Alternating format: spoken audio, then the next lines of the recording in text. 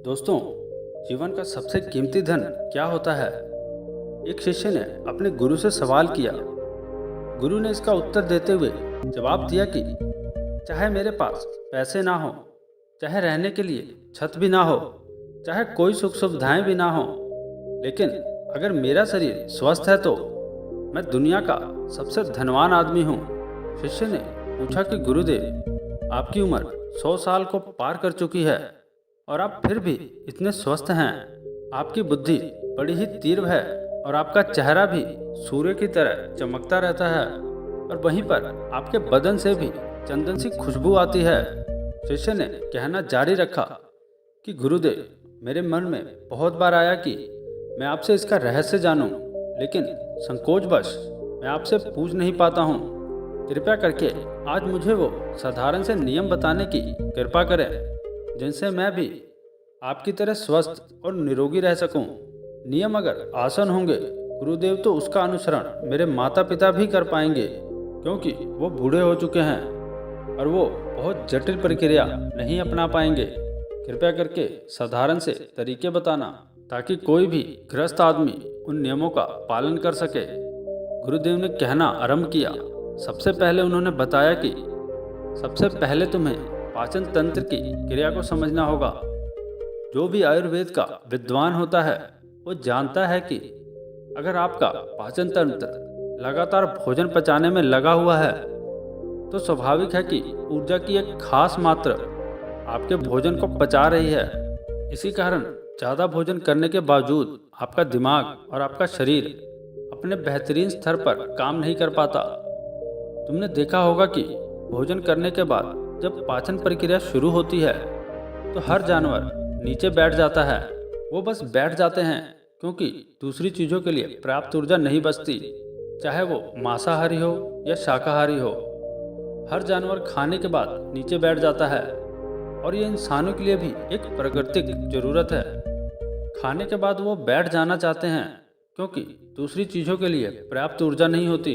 अगर आप अपनी पूरी क्षमता का इस्तेमाल करना चाहते हैं तो आप अपने शरीर को ऐसा बना कर रखिए कि आप जो भी खाएं, कुछ भी खाएं, तो 1.5 से 2 घंटे के अंदर आपका पेट खाली हो जाना चाहिए। पेट खाली होने का मतलब है पेट की थैली खाली होना, यानी जब भोजन आंत के दूसरे भागों में चला जाता है तब पेट खाली हो जाता है, क्योंकि आंत में प्रक्रिया बिल्कुल अलग होती है। वो पाचन नहीं होता, वो ऊर्जा को ग्रहण करती है। आंतों द्वारा इस ऊर्जा को ग्रहण करने के लिए ज़्यादा ऊर्जा नहीं लगती, ऊर्जा लगती है पाचन क्रिया में। जब खाना पेट की थैली में मौजूद हो तो बेहतर है कि आप अपनी गतिविधियों को कम कर लें।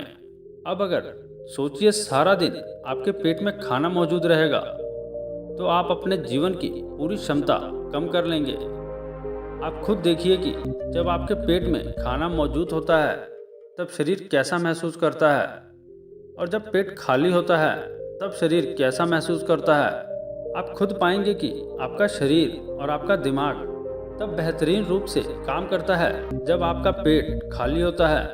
इसका एक पहलू और है। देखिए, हम सब जानते हैं कि हमारा शरीर हर समय नई कोशिकाएं बनाता रहता है और पुरानी कोशिकाएं खत्म करता रहता है, जिससे हमारे शरीर का शुद्धिकरण होता रहता है। लेकिन जब भोजन हमारे पेट में होता है, यानी कि हमारा पेट जब खाली नहीं होता, तो ये शुद्धिकरण 80% कम हो जाता है।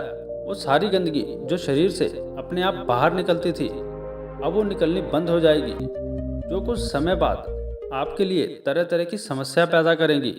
देखिए, योग में पेट का हमेशा साफ रहना बहुत ही महत्वपूर्ण होता है। किसी भी पारंपरिक प्रणाली में अगर आप देखेंगे तो आप पाएंगे कि जब भी आप किसी आयुर्वेद डॉक्टर या किसी वैद्य के पास जाते हैं तो सबसे पहले वो आपके पेट की सफाई करते हैं, क्योंकि वो जानते हैं कि आपकी ज़्यादातर समस्या पेट साफ ना होने की वजह से ही है।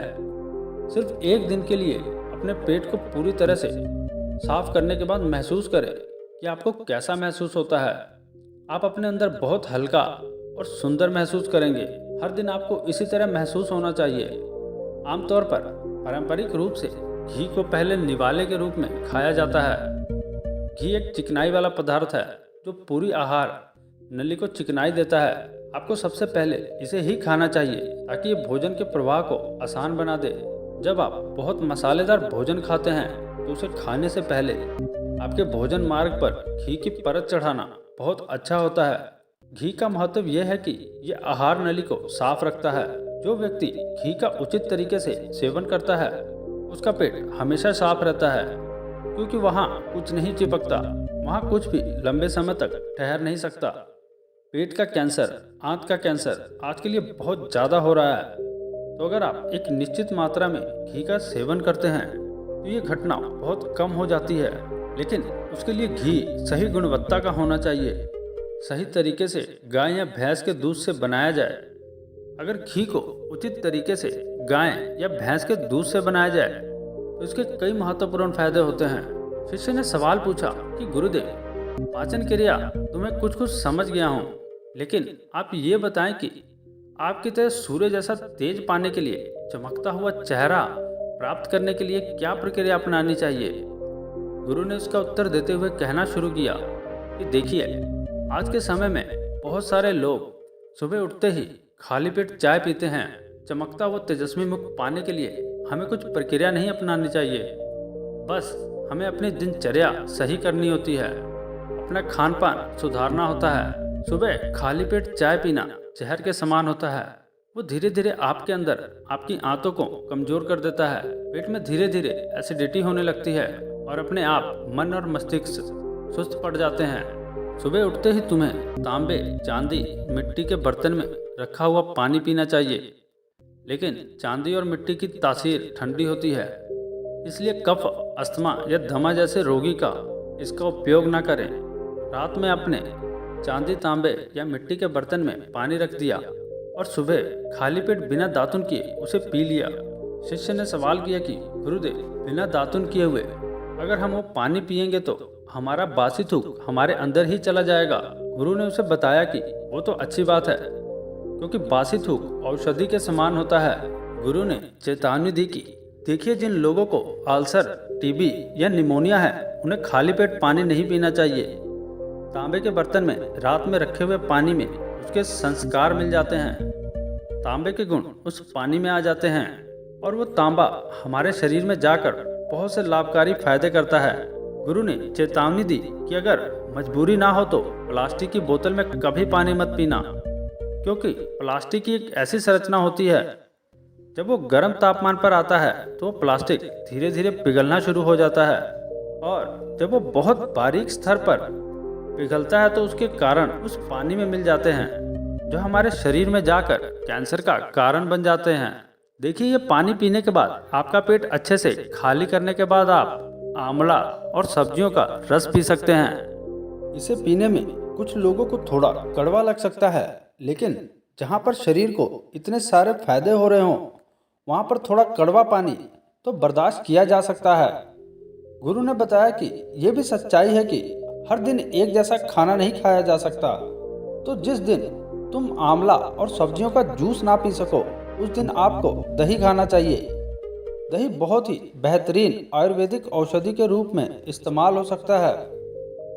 अगर उसको सही से इस्तेमाल किया जाए तो हमारे शरीर में बहुत सारी बीमारियों को वो जड़ से खत्म कर सकता है। दही एक पर्याप्त मात्रा में लेकर उसमें गुड़, शक्कर या मिश्री का मिश्रण कर लें, ताकि आपको वो दही खट्टा ना लगे। अगर दही में गुड़ मिलाते हैं तो गुड़ बहुत ज़्यादा नहीं होना चाहिए। गुड़ जितना ज़्यादा पुराना होगा उतना ही लाभकारी होगा। और दही को थोड़ा पतला कर लें। पतला होने के बाद वो आसानी से हमारे शरीर में जा सकता है और उसको पचने में भी ज़्यादा ऊर्जा शरीर को नहीं लगानी पड़ती।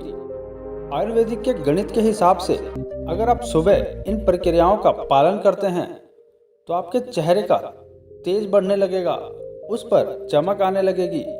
जल्द ही लोग आपसे बोलना शुरू कर देंगे कि भाई, आपकी उम्र इतनी ज़्यादा हो गई है लेकिन आप लगते नहीं हो। सन्यासियों और मुनियों जैसा तेज पाने के लिए ध्यान और आयुर्वेद के नियम के हिसाब से खान पान, ये दो चीज़ें सबसे ज़्यादा जरूरी होती हैं। अगर ग्रस्त आदमी भी इस नियमों का पालन करता है तो वो भी सन्यासियों जैसा तेजस्वी हो सकता है। शिष्य ने आखिरी प्रश्न किया कि गुरुदेव, मुझे ये दो नियम तो अच्छे से समझ में आ गए। पहला नियम, अपने पेट को खाली रखेंगे तो हर बीमारी से मुक्त रहेंगे। दूसरा नियम, हम अपने चेहरे पे तेज कैसे प्रकट कर सकते हैं। बस एक आखिरी समस्या का समाधान और करवाना है। मैं आपसे पूछना चाहता हूँ कि जैसे जैसे आदमी की उम्र बढ़ती है तो उसके आंखों की रोशनी और उसके दिमाग की क्षमता कम होती जाती है। तो उस क्षमता को बरकरार बनाए रखने के लिए किन नियमों का पालन करें या फिर क्या खान पान अपने दैनिक जीवन में अपनाएं। गुरु ने खुद की तरफ इशारा करते हुए कहा, जैसे जैसे उम्र बढ़ेगी वैसे वैसे बुद्धिमान होते जाओगे। बस मैं जो नियम बता रहा हूँ उनको ध्यान से सुन लो। सुन लोगे तो सारी समस्या हल हो जाएगी। सबसे पहले सफ़ेद कद्दू के औषधीय गुणों के बारे में जान लो। आयुर्वेद के गणित के हिसाब से सफ़ेद कद्दू का जूस कैंसर को मिटाता है और साथ ही दिमाग की गुणवत्ता को बढ़ाता है। गुणवत्ता यानी तेज बारीक बुद्धि। लेकिन ये समझ लेना कि सफ़ेद कद्दू का जूस ठंडा होता है, इसलिए अस्थमा और जिनको सर्दी जल्दी पकड़ लेती है ऐसे लोगों को सफ़ेद कद्दू के जूस का सेवन नहीं करना है।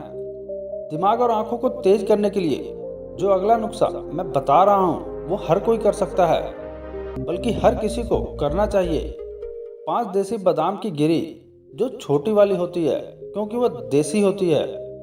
बड़ी वाली में इतने गुण नहीं होते, इतना छोटी वाली गिरी में होते हैं। 5 छोटी बादाम की गिरी और एक अखरोट रात को पानी में भिगो दो। सुबह इनके छिलके उतारो और उन्हें किसी पत्थर से खरल लो। याद रखना, पत्थर का खरल किसी ऐसे बर्तन में नहीं, क्योंकि इसमें उसकी गुणवत्ता खत्म हो जाती है। उस पत्थर में डालने के बाद उसे मथना शुरू करो। धीरे धीरे जब आप उसे पीसोगे तो वो बारीक होने लगेगा और उसके बाद उसमें दूध डालना शुरू करो। दूध गाय का होना चाहिए, वो सबसे ज़्यादा बेहतरीन रहेगा दिमाग के लिए। इस्तेमाल करने को भैंस या बकरी का भी कर सकते हैं, लेकिन गाय का दूध सबसे ज़्यादा महत्वपूर्ण होता है। जब दिमागी समस्याओं के बारे में बात आती है तो अब उस बादाम और अखरोट को दूध के साथ पीसना शुरू करो। धीरे धीरे जितना आप पीसोगे उतनी गुणवत्ता बढ़ती जाएगी। अब कुछ लोगों को लग रहा होगा कि दूध के साथ हम बादाम यूं ही खा लेते हैं, तो या फिर पत्थर से खरल के पीसने की बजाय उसे मिक्सी में पीस लें। तो मैं बताता चलूं कि पत्थर के खरल में उसे पीसने के बाद उसकी गुणवत्ता 100 गुना ज़्यादा बढ़ जाती है। अच्छे से गाय के दूध में पीसने के बाद जब आप इसका सेवन करेंगे तो आपकी आंखें और आपका दिमाग इनके लिए बहुत ही लाभकारी रहेगा।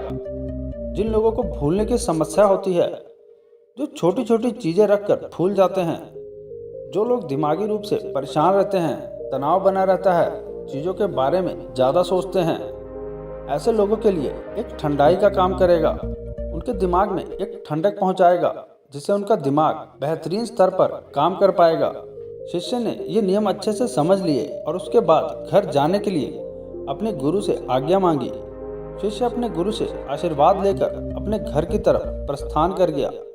तो दोस्तों, कैसी लगी आज की ये कहानी? अपनी राय हमें कमेंट बॉक्स में ज़रूर बताएं। अगर अच्छी लगी है तो इस वीडियो को लाइक करके हमारे इस चैनल को सब्सक्राइब जरूर करें और साथ ही साथ इस वीडियो को शेयर भी जरूर करें, ताकि ये जानकारी अन्य लोगों तक पहुंच सके। धन्यवाद।